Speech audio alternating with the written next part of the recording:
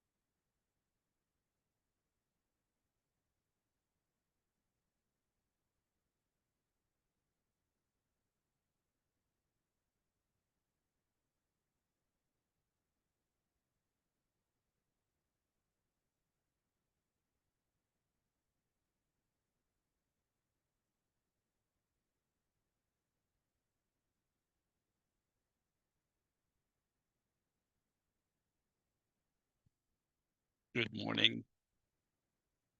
Good morning. How are you this morning? I'm doing well. Am I the only person here with you? So far, yeah. I wonder if the Memorial Day has thrown them off a bit, that they don't realize it's Tuesday. Yeah, that could be. That's right. We'll wait another 2 minutes or so, or 1 minute. Yeah, there are more.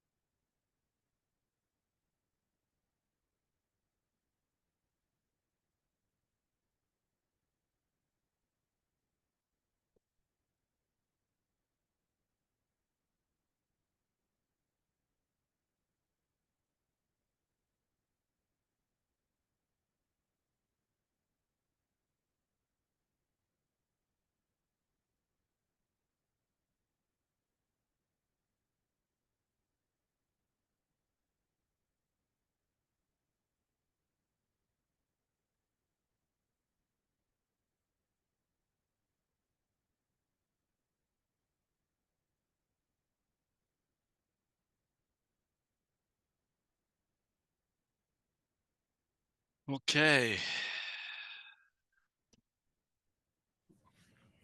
It is 10 o'clock. So we will start on this. And let's break up the first. So we're in Genesis 18, verse 19. Let me open in prayer, and then we'll get started. Father, we are grateful for your word. And Lord, it is good to be confronted with your word. And I pray that as we read your word, Lord, we will let it sink in and help us always to ask the question, Lord, what does it mean for us now? How can we live out your word so that you will receive all the glory? And we pray this in Jesus' name. Amen. All right. So we are in chapter 18, verse 19. So the three men have come to Abraham. Mark, you're not muted. Maybe mute your system. Okay. Thank you. So we are now at the stage where the three men are facing or looking toward to go to Sodom and Gomorrah. And the Lord is reflecting, will he reveal to Abraham what he's about to do? And so we're still in that reflecting part in verse 19, which we started in 18. All right. if somebody would like to read it up to the Zakef Katon right here, the second to last word on the first line. And then if somebody, Don, you want to do that? Okay. And if somebody can read it up to the Atnach, and then somebody reading it after the Atnach. Okay, right? You after the Atnach. Mark, you want to read it up to the Atnach after the Zakef Katon? That would be great. Okay, let's get started then. Ki yada, let's see, yadatin. Tiv. Tiv. Yeah.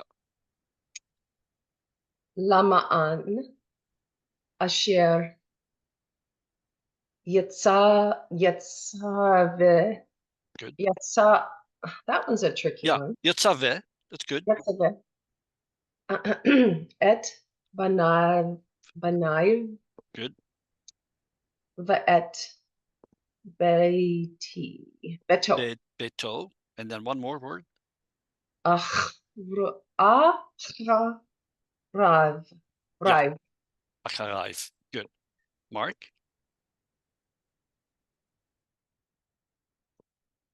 Oh, now you have to unmute yourself. Sorry.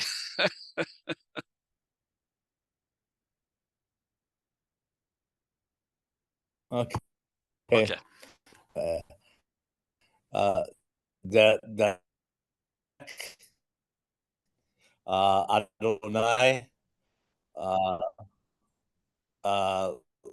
La'ashot with a sin. Sadaka Pat Umishpat. Stop there. Oh, yeah, that's it. Yeah, Umishpat. Yeah, you broke away a little bit. So the first part is V'shameru derech Adonai. We heard you from Adonai on, and before that your internet was shaky there. All right. Okay. Okay. The next person. What's your first name again? Logan. Okay. Right. Lama'ak. Lama'an. An. Havi. Good. Adonai. Al. Averaham. Et.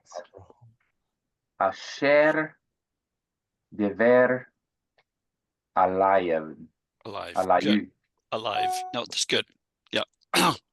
So of course we come in the middle of the conversation,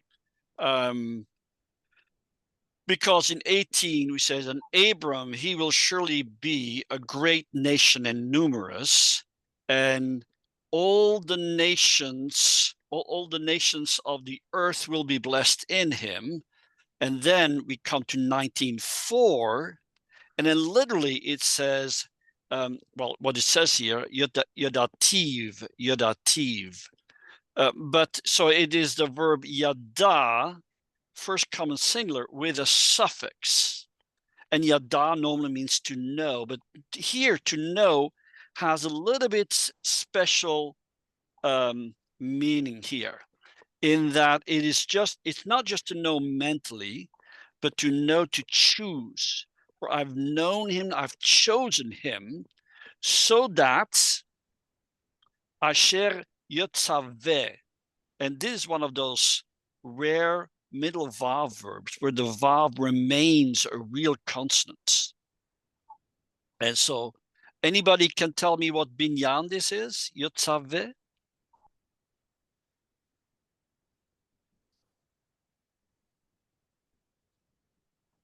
Yeah. Is it a PL? It's a PL. Yeah. So it's a PL imperfect. So I have chosen him so that he will command, he will order his son and his household after him. Meaning, and actually it will tell you what it means. V'shameru, and they will, because I take this vav as a vav consecutive. So we've set here the tone of the verbal force, it's a future idea. He will command his sons and his household after him, and they will keep the way of the Lord. And what does that mean, to keep the way of the Lord? To do tzedakah umishpat, righteousness and justice. Yeah, so that the Lord may bring upon Abraham all which he had told him, which he had spoken to him. So that's of course referring back to Genesis 12. So it's a very interesting way of expressing himself. And this verb here is a bit tricky, havi. Havi, because it's an infinitive construct. And normally we would expect more a finite verb after lema'an, but it's an infinitive construct, really, of bringing, so that the Lord may be bringing upon Abraham that which he had spoken concerning him. So this is still the reflection of the Lord. Will I reveal to Abram? And he's reflecting the plans that he has for Abraham. And he's really saying, well, he probably should be in the know, because I'm going to work through him. I'm going to have my plans developed through him. Any questions? So Havi, is it bo? It's from bo. Yeah, it's a hifel infinitive construct from bo. And so that's why we have the ha, that's marker of the hifel. And also the chirikyo tells you it's a hifel. Yeah. It's just that it's an infinitive construct. It's a little bit different. It's not normally the expected form there. Good. All right, let's go to 20. Don, if you can read again up to the atnach here, and Mark after the atnach to the end. And Logan will come to you in the next verse. Vayomer Adonai Za'akat. Yeah. Sodom Va'amorah. Ki Rabbah. Yeah. And then Mark.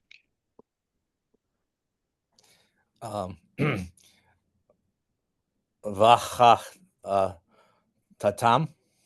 Tatam. Ki kavada. Good. Let's see. Okay. Mode. Ma'od. Yeah, mode. Yeah. Very. And so here it says, Vayomer Adonai, and the Lord said. So now he's speaking, he's revealing to Abram directly what is going on here. Why are they there? And so he says then, Za'akat Sodom Amorah, the outcry of Sodom and Gomorrah, Ki Rabbah. Here, ki is being used as an asseverative, meaning it's affirming the truth. Indeed, it is plenty, it is great. And then, v'chatatam, and their sin, indeed, it is very heavy, very profound.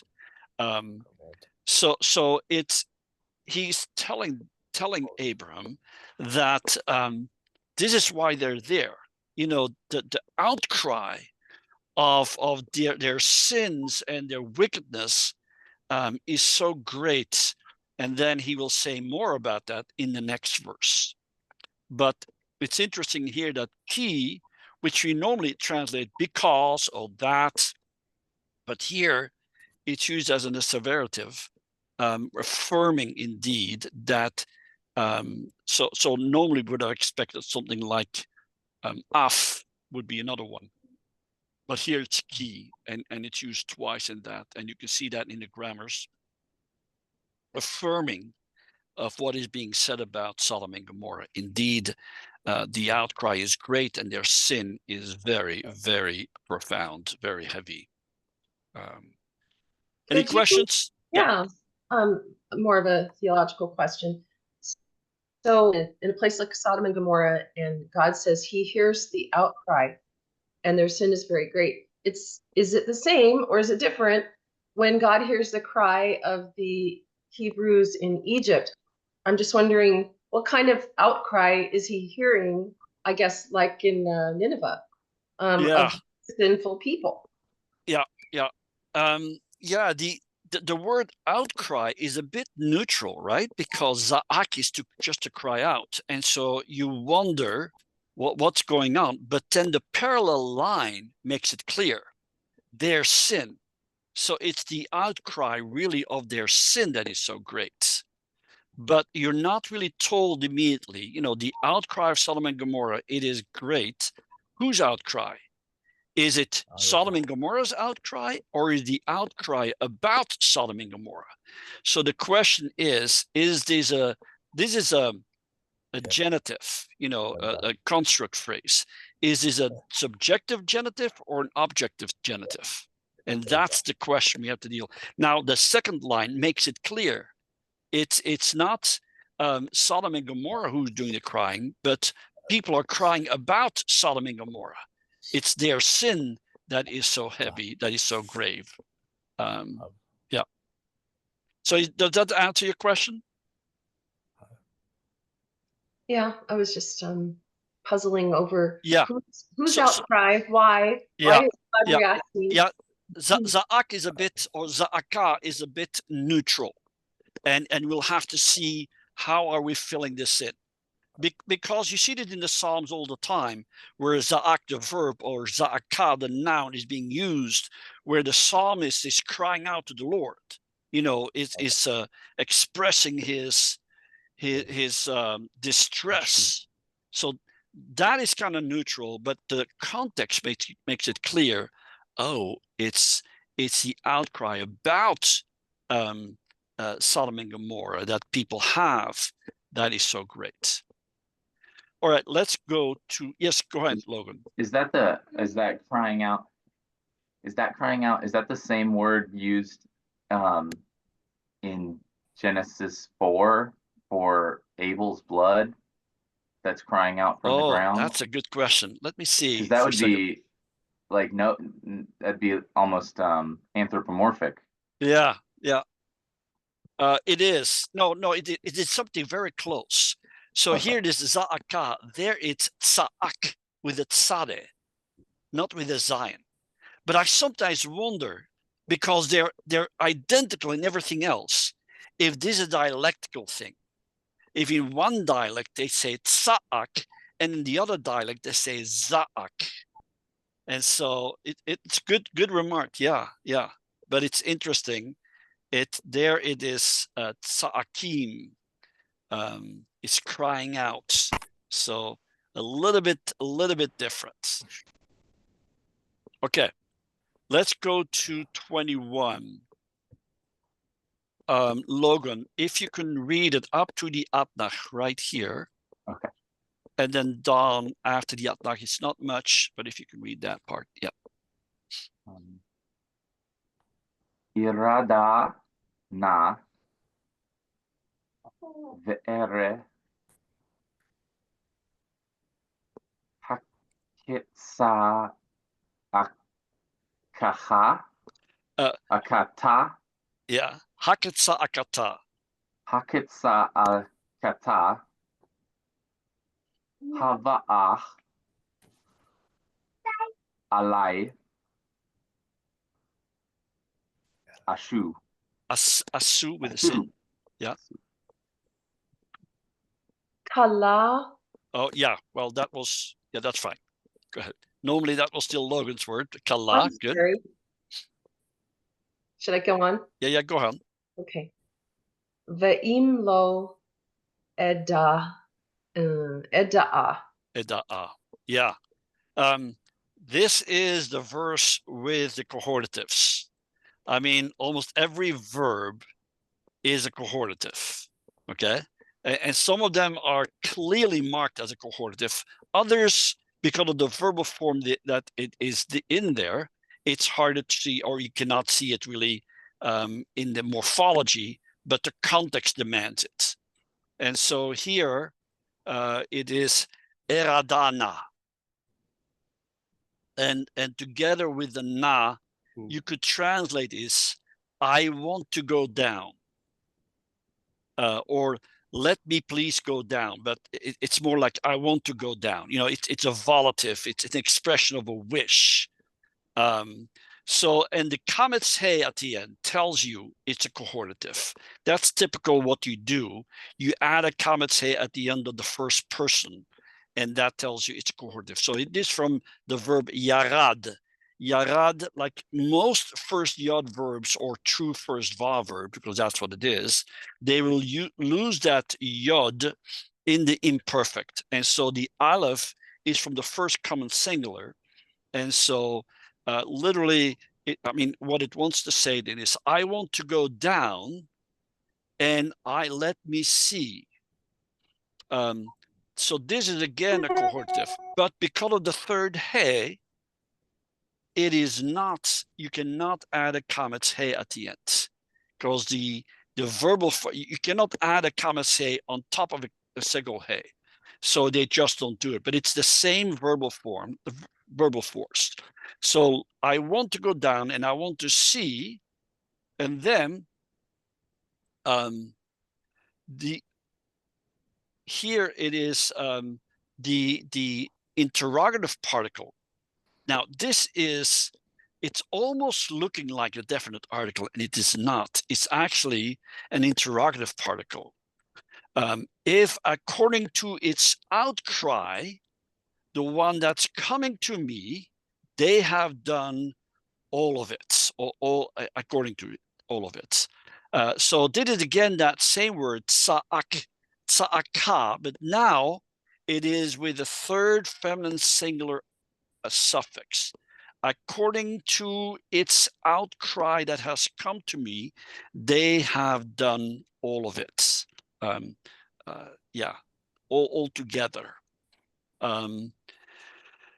The haba'a is an infinite, no, sorry, not an infinite. It's a participle, third feminine singular, called participle. Now, some want to mark this as a perfect. It makes no sense to have a definite article on a perfect. And so this is really, and why they want to do it as a perfect. If you didn't have the ha, and it was just ba'a, then indeed that would be a third feminine singular suffix. I think what the Masoretes have done here is just in error. They put the accent on the wrong place, and it should have been haba'a. That makes a very good participle. And I can say that because the Masoretes, the accents and vowels are not a part of the original text. So I'm not messing with God's word. It's just what we normally would have had is he, bet, aleph, he. And that is normally a typical participle with the definite article. And so that's how it read it. And so what he says then is, I want to go down. I want to see its outcry that has come to me, to see if it's all together. So what they've done, and if not, then I will know. So he wants to see it and realize what is going on. Is it really according to the outcry? And if not, then good. But he wants to find out. Now, I think the way I would say it, this is for the sake of Abraham. This is teaching a lesson to Abraham. Did God really need to go down to find something out? No. But he wants to, I think he wants to shape Abram's heart. He wants to shape his compassion. And so he knows what's going to come. And so he's bringing this before Abraham, and I think it's also the narrator, or Moses in this case, is revealing this also for his readers, to reveal something of the character of God. And we are privy now to this deliberation for our benefit, so that we can understand more of who God is and the compassion that he has for mankind. And so, any questions about this? I mean, we could go on a lot. This is theologically really rich material. You know, it's a lot of reflection. We got to be careful not to read between the lines. There is enough in the lines without having to extrapolate.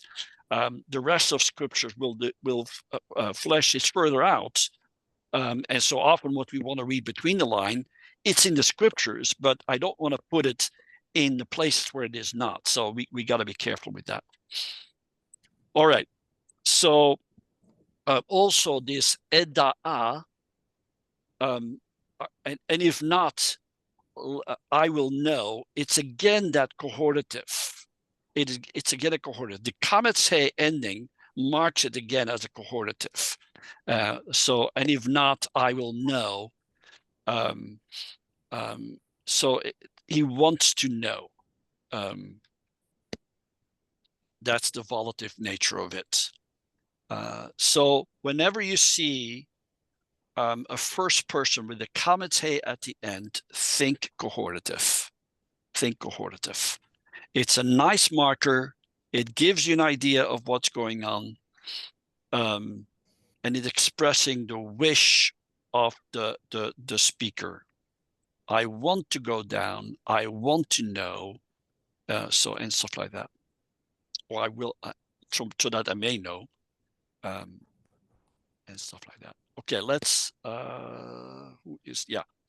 Mark, if you can read it up to the Atnach, right here. And then Okay. Logan after the Atnach. Okay. Vayipanu misham ha'anashim vayaku shoma. Sodoma. Shodoma. Okay. Yeah, Sodoma, actually. The accent's on the do. Sodoma. Good. And then Logan. Ve'avraham, or Ve'avraham Mhm. odenu Mhm. Omed Yep. Lene Yep. Adonai. Good. And so here, Vayifnu, and we've seen the word paneh or panim, face, right? But also pana means to turn. And so here, the men turned from there, meaning they're ready to make their way. And it says it here. Why they're turning? Vayelechu Sodoma. So here the kametz he is a he lokal. It's towards Sodom, and they went towards Sodom. So the men turned from there and started to go to Sodom. A number of translations read it as, and the two men went. Because remember, we had three men, but now the men turned and went towards Sodom. And the question is, then how then can we have the last phrase? If it's just the men, meaning the three men, and the Lord, or Abram, is still standing before the Lord. So sometimes the translation then fill in to make it clear, but I don't think we need to do that. We can read this clearly, and the men went, and then and it says here, and Abram was still standing before the Lord. Now it is interesting. So there is a note here, a text critical note on the text. And you can see this here, and it says Tiksof. And Tiksof is an abbreviation for Tikkune Soferim. Tikkune Soferim is the emendations of the scribes.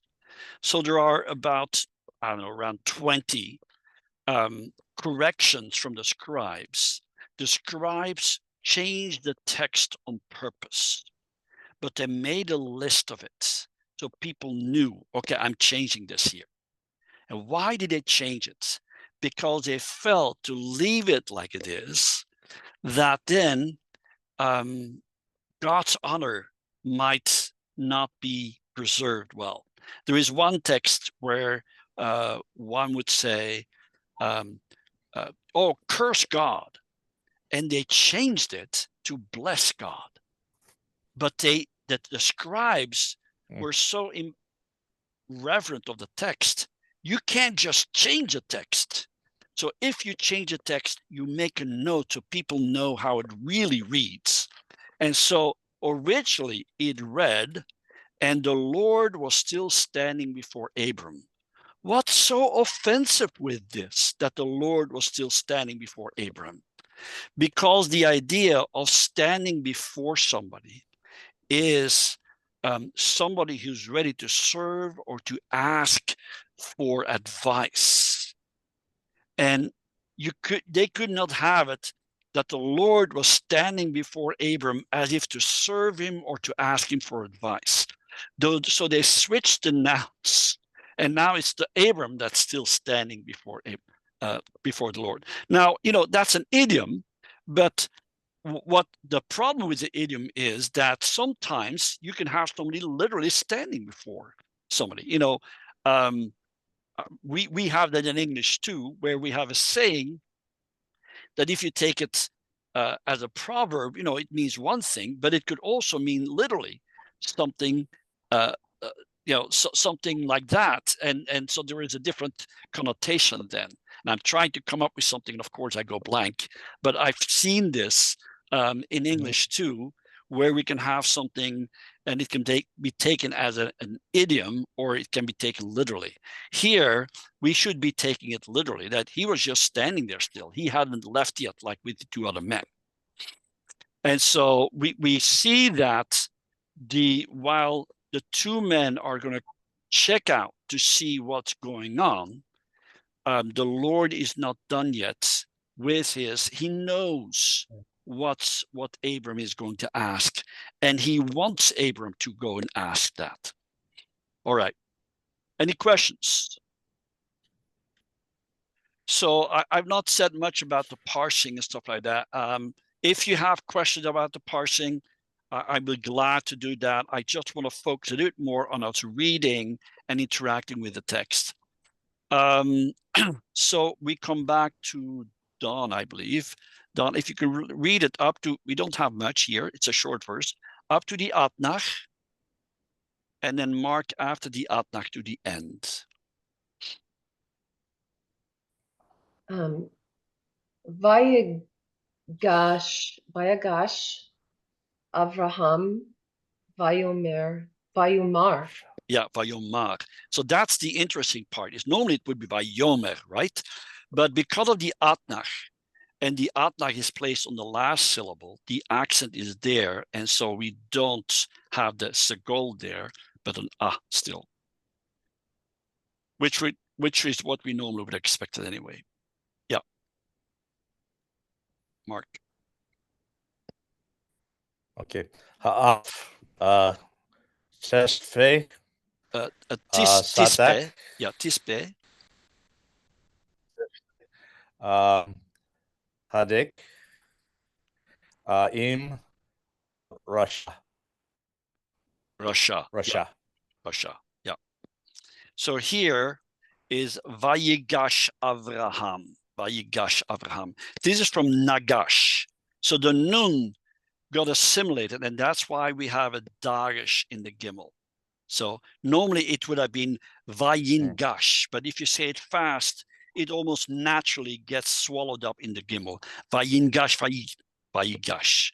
So Abram approached and said, so he approached the Lord and said, and then here it says, Ha'af tispe tzadik im rasha. Will indeed, so the ha again is an interrogative. Will indeed a righteous one be swept away with the wicked? Now, it is kind of interesting, the word safa, to sweep away. There is a noun, sufa, and that means storm. And it's from the same root, kind of, samek pehe, but then with the shurek in between, sufa. And I can see a storm is one that sweeps away things, right? And so here's the verb, will a righteous one be swept away, or will the righteous as a group be swept away with the wicked? That's kind of what troubles Abraham. Yes, their outcry is great and their sin is very severe. But what about the righteous there? Okay, so a loaded question that he asked of the Lord. And we'll see that Abram will go further. All right, Logan, if you can read it up to the Atnach right here. And then Don, after the Atnach, to the Zakef Katon right here. And Mark after the Zakef Katon to the end of the verse.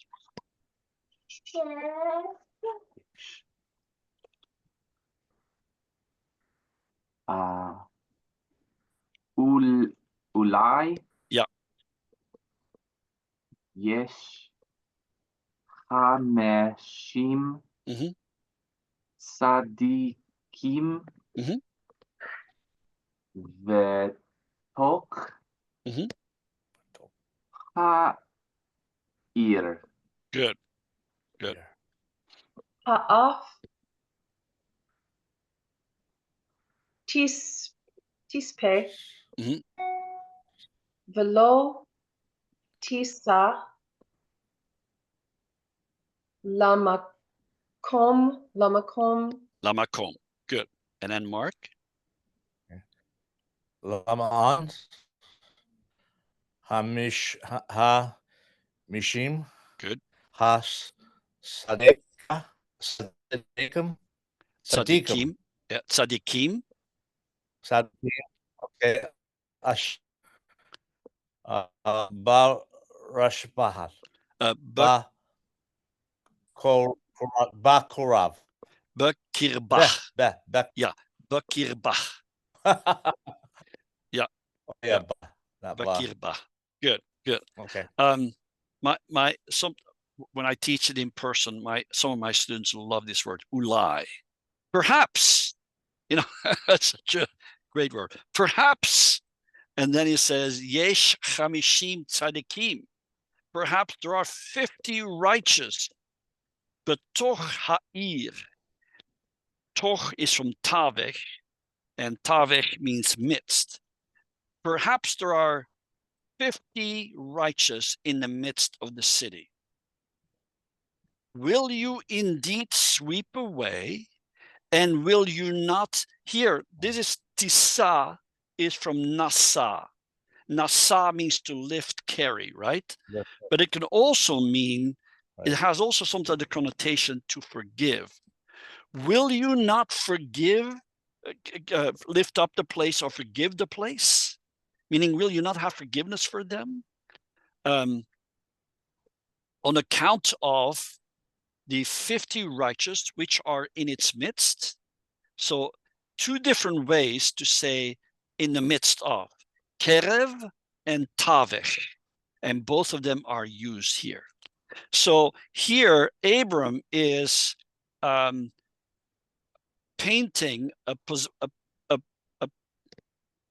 probable or possible picture. Say you find 50 righteous in the midst of the city.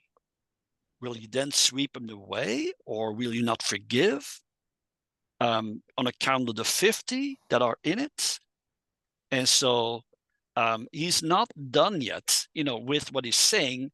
And this is his first appeal. And the first appeal is the longest one. He paints different pictures. First the question is, will you sweep away the righteous one with the wicked? And then he actually comes up with the scenario. Say there are 50. Again, will you sweep them away? Will you not forgive on account of the 50 that are in it? And then we go on in 25. So let me go to Logan. Logan, if you can read it up to the Atnach, right here. It's a little bit longer. And then Don, maybe let's just do to the end, and Mark will get you the next time. Halila leka Mhm. me'aset Me'asot. ma'asot. Oh, okay. Oh. Kadavar hazeh Mhm. lechamit sadik Mhm. im ra'a Rasha. rasha v'chaya katsadik Mhm. karasa Karasha. karasha. Yeah, Karasha. Good, good. And then Don? Halila, lach, Good. hashofet,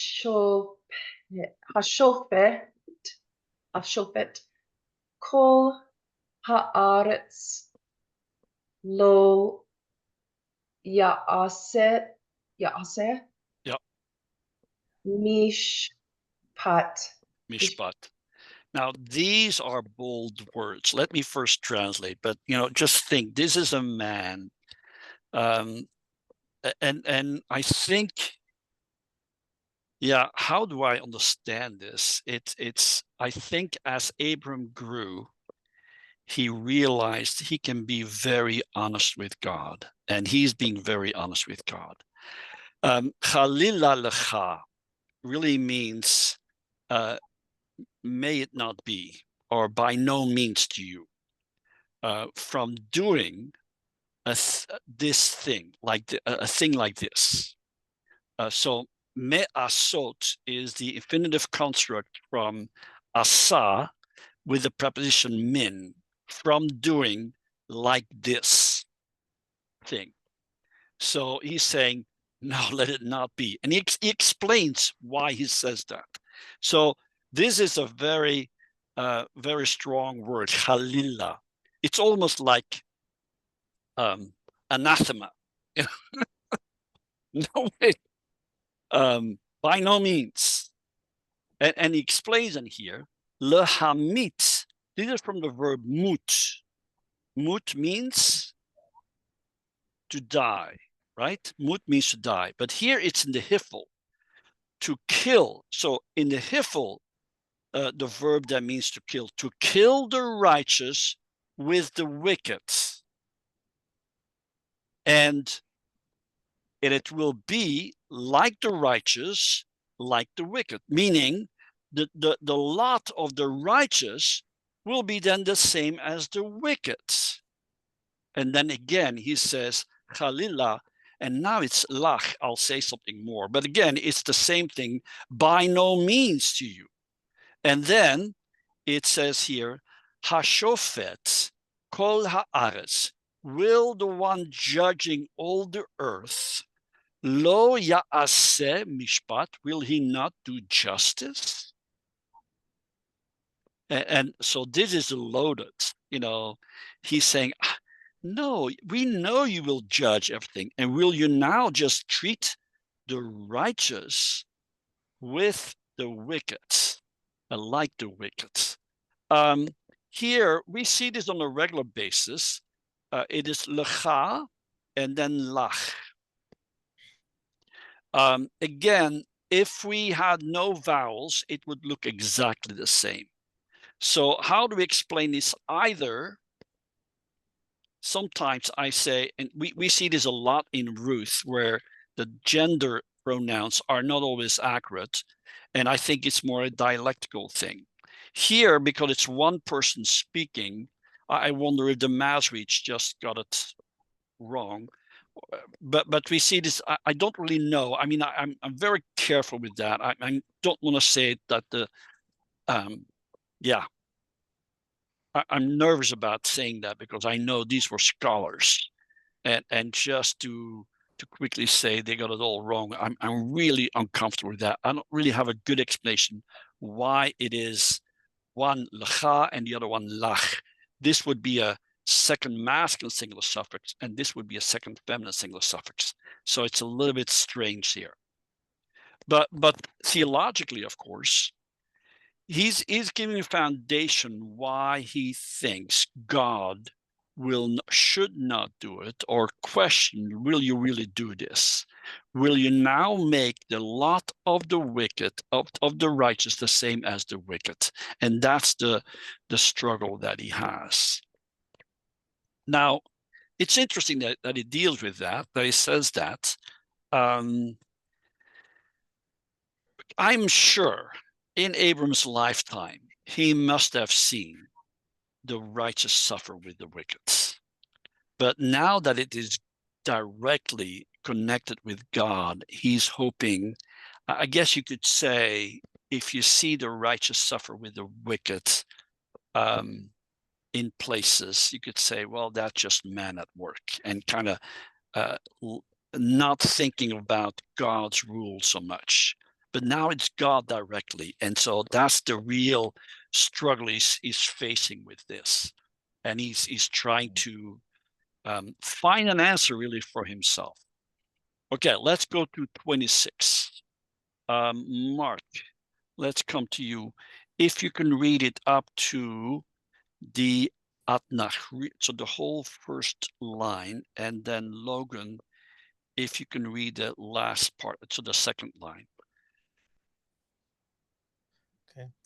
Vayomer Adonai im Amasa Emtsa, Ensa, yeah. Bisdom Hamashim Adai Tzadikim. Oh yeah, I'm sorry, yeah. Dakim. Dikim, yeah. Okay. Batok. Ha'ir. Ha'ir, betoch ha'ir. Good. Venasati. Yeah.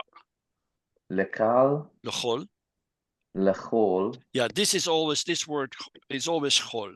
So this is a kametz chatuf. Sometimes it's written with the holum, then we pronounce as chol. Sometimes written with the kametz chatuf, and we pronounce as chol. Lechol. Kol. Hamakom.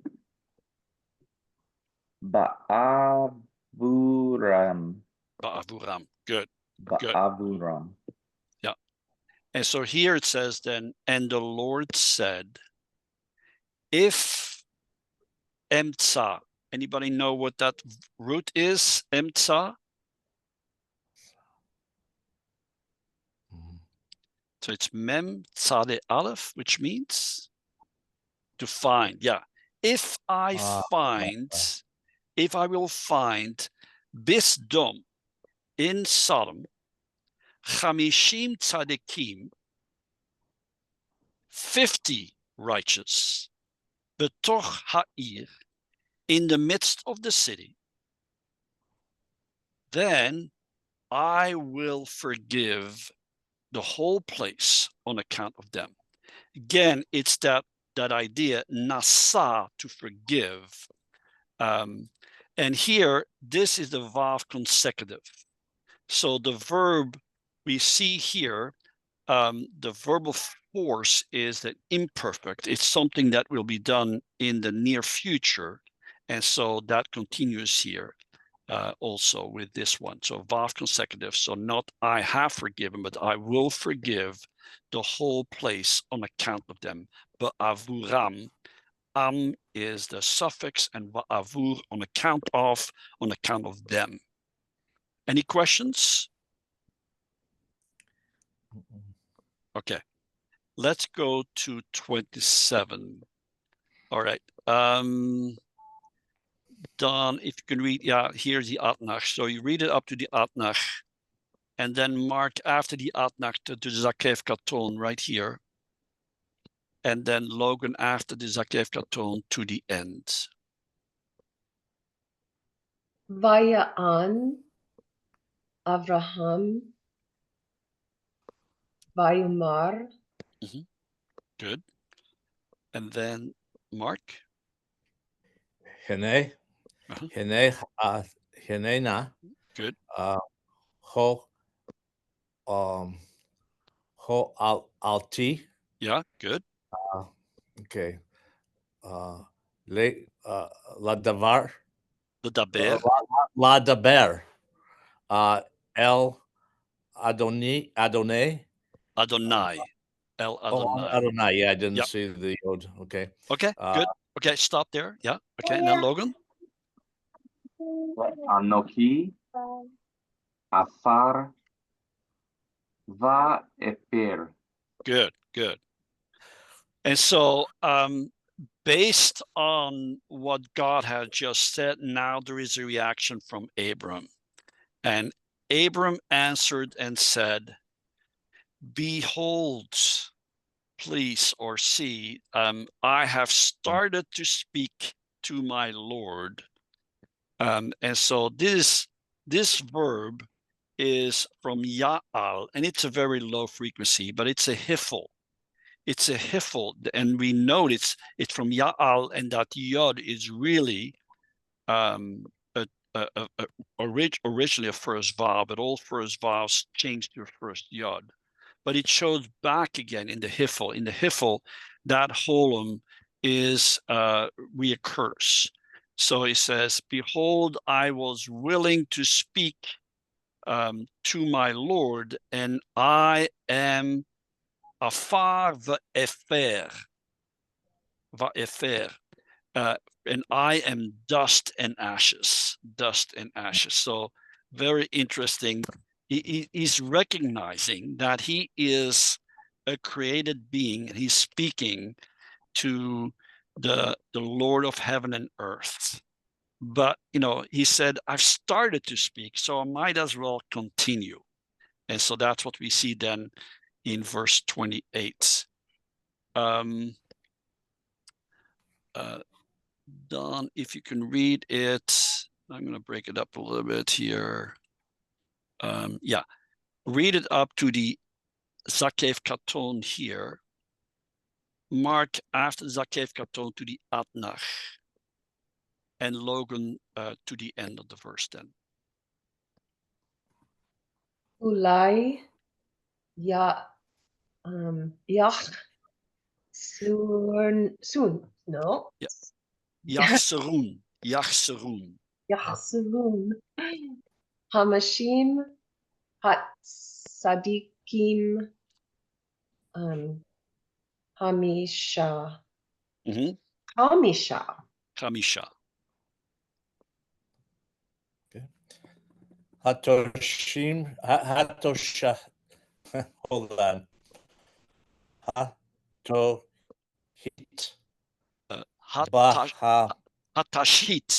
Hatashit.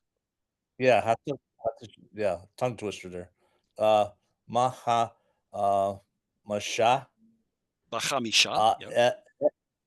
Et Kol Ha'er. Ha'ir. Vaya Omar. Good. Oh, stop. Yeah, this is for Logan. Yeah, this is for Logan now. Okay. Vayomer lo Ashechit. Ashrit, yeah. Ashit im Ametza. Emtza.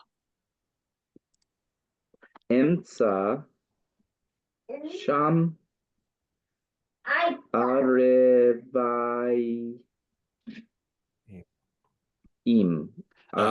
Arevaim. Arbaim.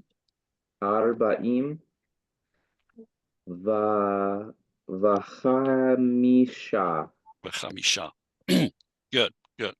So here we have our Ulai again. He's creating a second scenario.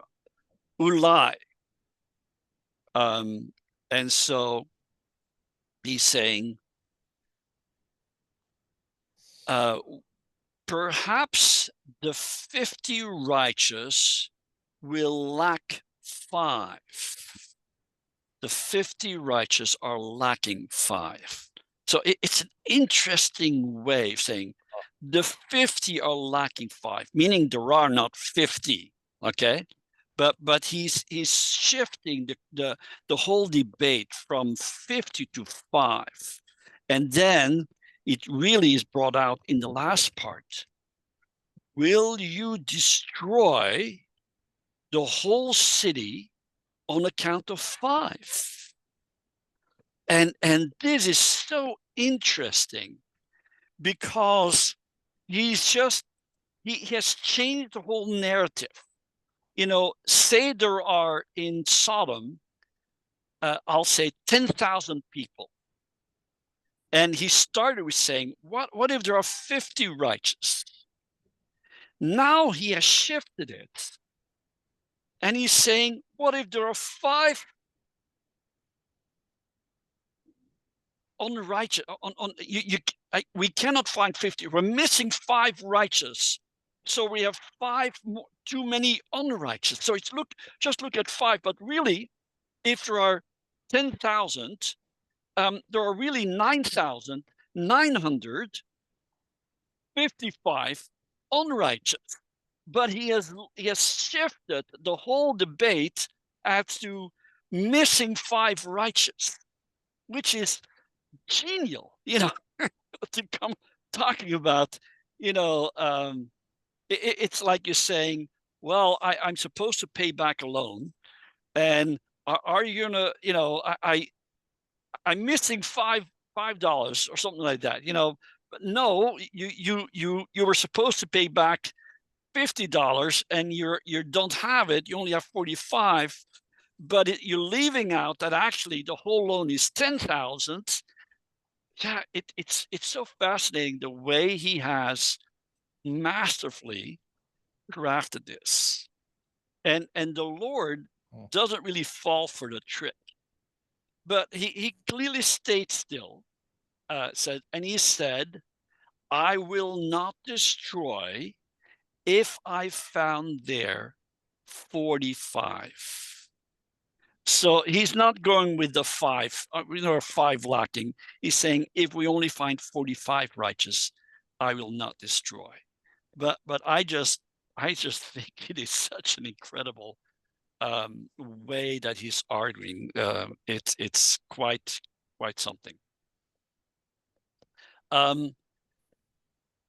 Yeah, let's stop here. We could do one more, but let's just stop here. And any questions you have for me based on this?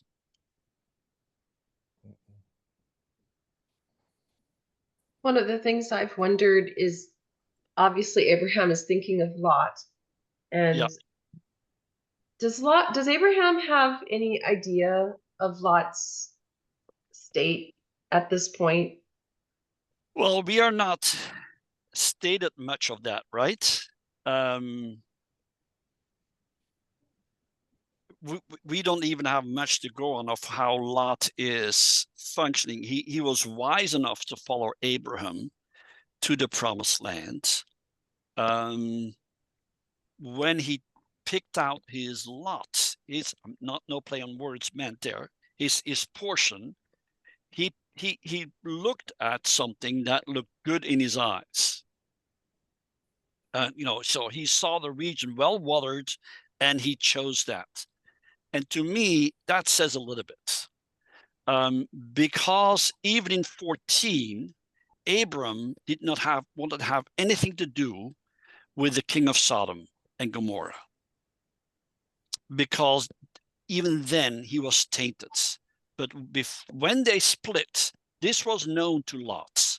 Okay, so when they split, he knew that, and yet he still picked that portion because it looked at such a good watered space, and so he picked that then. So I just wonder about that.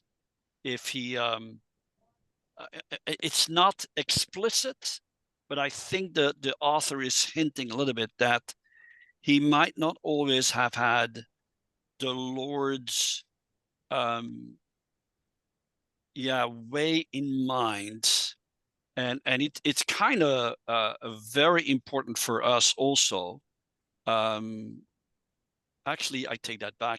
That was Lot separated before the whole battle.